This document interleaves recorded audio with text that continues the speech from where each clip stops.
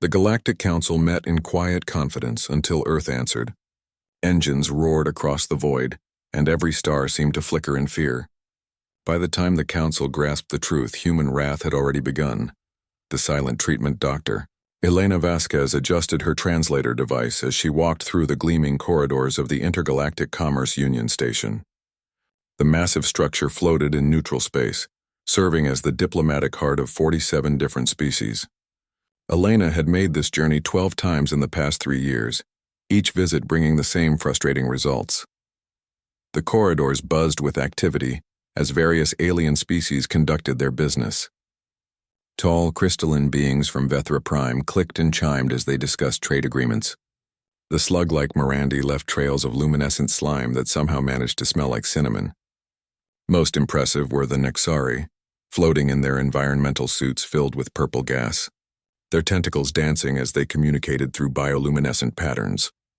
Elena reached the council chambers where 47 species held court over galactic commerce and territorial disputes. The human section consisted of a single chair in the back corner, barely visible from the main floor. This placement was intentional. Humans were considered a developing species, despite having achieved faster-than-light travel 60 years ago. Chancellor Thexvar, a 7-foot-tall insectoid creature with chitinous armor and compound eyes, called the session to order. His species, the arachnoids, had held the council leadership for over 3 centuries. They viewed most other species as either useful tools or amusing pets. The human representative may present her complaint, Thexvar announced, his voice carrying the bored tone of someone going through meaningless motions. Elena stood and activated her presentation device. Holographic displays showed attack patterns, destroyed vessels, and casualty reports. Honored council members, I present evidence of systematic attacks by the Krillian Syndicate against human civilian vessels. In the past 6 months, they have destroyed 43 cargo ships, kidnapped over 2,000 human citizens, and stolen resources worth approximately 50 million galactic credits. Murmurs rippled through the chamber, but Elena could tell they were not murmurs of concern. Several species representatives appeared to be suppressing laughter. Dr. Vasquez called out Counselor Bextry, a 4-armed reptilian from the Saurian Collective. These are serious accusations. Do you have proof that these were unprovoked attacks? Elena's jaw tightened. They had asked this same question 11 times before. Yes, Counselor. Our vessels were clearly marked as civilian transports. They carried no weapons and posed no threat. The attacks were recorded by our ship sensors before they were destroyed. The Krillian representative, General Vostak, rose from his position. The Krillians were humanoid but larger, with gray skin, no hair, and eyes like black holes. They had built their empire through conquest and intimidation. The human ships were trespassing in Krillian territorial space. We were defending our borders. Those trade routes have been recognized as neutral space for over 200 years, Elena replied, her voice steady despite her growing anger. Every species in this council has ships that use those same routes. Times change, Vostak said with what might have been a smile. The Krillian Syndicate has expanded its territorial claims. Other species have adapted to this new reality. Elena looked around the chamber, searching for support among the faces of beings who claimed to represent justice and order. She found none. The stronger species saw humans as insignificant. The weaker ones were too afraid of the Krillians to speak up. Chancellor Thexvar clicked his mandibles together, a sound that indicated the discussion was over. The council has reviewed the human complaint. The evidence suggests a territorial dispute rather than unprovoked aggression. We recommend that humanity and the Krillian Syndicate negotiate a bilateral agreement to resolve this matter. A bilateral agreement? Elena's voice rose slightly. They are kidnapping our people and selling them as slaves. They are murdering civilians. This is not a territorial dispute. This is genocide. The chamber fell silent. The word genocide was not used lightly in galactic politics. It carried specific legal implications that the council preferred to avoid. Thexvar's compound eyes focused on Elena with what looked like annoyance. Dr. Vasquez, you forget your place. Humanity is a young species with limited understanding of galactic realities. The Krillian Syndicate has offered to extend protection to human vessels in exchange for a modest tribute and acknowledgement of Krillian sovereignty over the disputed territories. Protection from whom? Elena asked. From themselves? From the dangers of space, Vostok interjected. Pirates, raiders, hostile aliens. The galaxy is a dangerous place for weak species who cannot defend themselves. Elena realized with growing horror that this had all been planned. The Council had no intention of stopping the Krillian attacks. They were orchestrating humanity's subjugation with legal language and diplomatic doublespeak. The Council's decision is final. Thexvar announced. Humanity has 30 days to accept Krillian protection, or face the consequences of refusing legitimate offers of assistance. Elena looked around the chamber one last time. She saw species that controlled star systems spanning hundreds of light years. She saw beings whose technologies could reshape entire planets. She saw the supposed guardians of galactic civilization, and she saw that none of them cared about justice when it inconvenienced them. I understand, Elena said quietly. She gathered her materials and walked toward the exit. Dr. Vasquez, Thexvar called after her. We trust that humanity will make the wise choice. Elena paused at the chamber entrance. Chancellor, you have just made a decision that will be remembered for a very long time. 3 days later, every human ship in the galaxy suddenly changed course and headed home. Human representatives at every diplomatic station packed their belongings and departed without explanation. Human traders closed their shops and disappeared overnight. The vast network of human communication relays went silent. For the first time in 60 years, humanity completely withdrew from galactic civilization. No distress calls, no diplomatic protest, no attempts at negotiation, just silence. The Council was puzzled but not concerned. Species had withdrawn from galactic affairs before when faced with impossible situations. They usually returned within a few months, humbled and ready to accept whatever terms were offered. General Vostok was pleased. In 30 days, he would claim the human territories without opposition. The Krillian Syndicate would gain control of dozens of resource-rich worlds and millions of new slaves. Other species would see what happened to those who defied Krillian power. What none of them realized was that humanity's silence was not the quiet of defeat. It was the silence of a species that had spent 60 years in space learning, watching and preparing for exactly this moment. Earth had been busy during those 6 decades. Very busy indeed. The storm unleashed. 6 months after humanity's withdrawal from galactic affairs, General Vostok finally received approval to claim human territories. The Krillian War Council had decided to wait, hoping that humans would return and beg for protection. When that did not happen, they concluded that humanity had simply given up and retreated to their home system. Vostok assembled a conquest fleet of 80 ships, more than enough to overwhelm any defenses that a developing species might possess. The fleet consisted of battle cruisers, troop transports, and slave ships. They expected minimal resistance and maximum profit. The first target was the human colony of New Geneva, a mining world in the Centauri sector.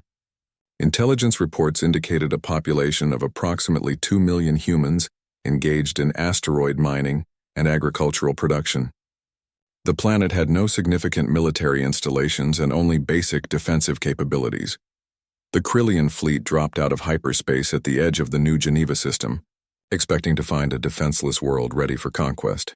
Instead, they found something that defied all their assumptions about human capabilities. Sir, reported the sensor officer aboard Vostok's flagship, I am detecting massive energy signatures throughout the system. What kind of energy signatures? Vostok demanded. Unknown configuration, sir. The readings are unlike anything in our databases. On the main screen, what had appeared to be empty space began to shimmer and change. Massive structures materialized as if they had been invisible moments before. Space stations the size of small moons, weapon platforms that bristled with devices the Krillians could not identify, and ships. Hundreds of ships emerging from behind asteroids, from within planetary rings, from hiding places that should not have been able to conceal anything so large. Cloaking technology, whispered the tactical officer, but the energy requirements for hiding structures that large should be impossible. Vostok stared at the tactical display as it updated with new contacts. His fleet of 80 ships was now outnumbered 5-1 by human vessels that seemed to appear from nowhere. Sir, we are receiving a transmission. Put it through. The face that appeared on the main screen belonged to a human woman wearing a military uniform that Vostok had never seen before. Her expression was calm, but her eyes held something that made the Krillian general uncomfortable. "I am Admiral Sarah Kim of the Earth Defense Force," she said. "General Vosathak, you are trespassing in human territorial space. You have 60 seconds to reverse course and leave this system." Vosathak found his voice. "This system is claimed by the Krillian Syndicate under the authority of the Intergalactic Commerce Union. Humanity has forfeited its right to these territories." "General," Admiral Kim replied, "the Intergalactic Commerce Union has no authority over human space. We withdrew from that organization 6 months ago. You are now invading the sovereign territory of an independent species. You cannot threaten the Krillian Syndicate," Vosathak snarled. "We have conquered dozens of species. We have the strongest military force in this sector." Admiral Kim's expression did not change. "General, you have 30 seconds remaining. All ships attack formation," Vosathak ordered. "Show these primitives what real military power looks like." The Krillian fleet moved forward, weapons charging. They had fought dozens of battles against various species and won them all. Their tactics were proven. Their technology was superior. Their warriors were experienced. What happened next would be studied in military academies across the galaxy for centuries to come. The human ships did not engage in traditional space combat.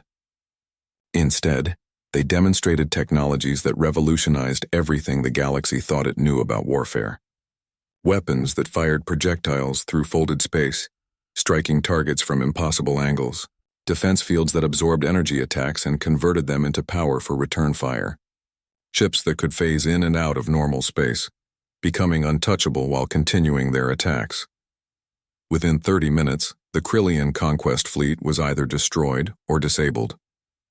Vosathak's flagship found itself surrounded by human vessels, its weapon systems offline and its engines dead. "General Vosathak," Admiral Kim's voice came through the communication system, "you are under arrest for crimes against humanity, including murder, piracy, and slave trafficking. Your crew will be treated according to the laws of war." As human boarding parties secured the Krillian ships, Vosathak realized that everything they had believed about humans was wrong. This was not a developing species. This was something else entirely. News of the Battle of New Geneva spread across the galaxy within hours. The Intergalactic Commerce Union called emergency sessions. Species that had ignored human diplomatic efforts suddenly demanded to know how humanity had developed such advanced technology in secret. The answer came from Dr. Elena Vasquez, who reappeared as Earth's new military liaison to the galaxy. Her message was broadcast on all frequencies to every inhabited world. For 60 years, humanity participated in galactic civilization as peaceful partners. We traded honestly, shared our discoveries, and followed the rules established by the Council. When we asked for protection from pirates and murderers, we were ignored. When we requested justice for our citizens, we were dismissed. When we were threatened with slavery, we were told to accept our fate. The transmission continued as Elena stood before the rebuilt human embassy, now surrounded by defensive installations that rivaled anything in the galaxy. Humanity spent those 60 years learning. We studied every species, every technology, every military tactic used in galactic warfare. We prepared for the day when diplomacy would fail, and we would have to defend ourselves. That day has arrived. Behind Elena, holographic displays showed human fleets moving throughout the galaxy. Ships that had been hiding in asteroid fields and nebulae for decades were revealing themselves. The scope of human military preparation was staggering. To those species who treated us as equals and partners, we offer continued friendship and cooperation. To those who stood by while others threatened us, we offer forgiveness and a chance to start fresh. To those who believed they could prey upon humanity with impunity, we offer justice. The transmission ended with a simple statement that would reshape galactic politics forever. Earth protects its own. And we have decided that any species threatened by those who would enslave or destroy them is now under our protection. The age of predator empires is over. Within a year, the Krillian Syndicate had been dismantled and its leaders put on trial for war crimes. The Intergalactic Commerce Union was dissolved and replaced with the Galactic Protection Alliance, with humanity serving as its primary enforcement arm. Species that had been oppressed for centuries found themselves free to develop and flourish under human protection. Chancellor Thexvar, stripped of his position and facing charges for enabling genocide, sent one final message to Earth before his arrest. "We underestimated you. Dr. Elena Vasquez, now serving as humanity's chief diplomatic officer, sent a simple reply. Yes, you did. The galaxy had learned a hard lesson about the species from the small blue planet. They had mistaken human patience for weakness, human diplomacy for inability to act, and human desire for peace as a sign of helplessness. They discovered too late that humanity's greatest strength was not their technology or their military might, but their unwavering commitment to protecting those who could not protect themselves. The stars themselves seemed to tremble as Earth's rage finally found its voice, and the galaxy would never be the same again.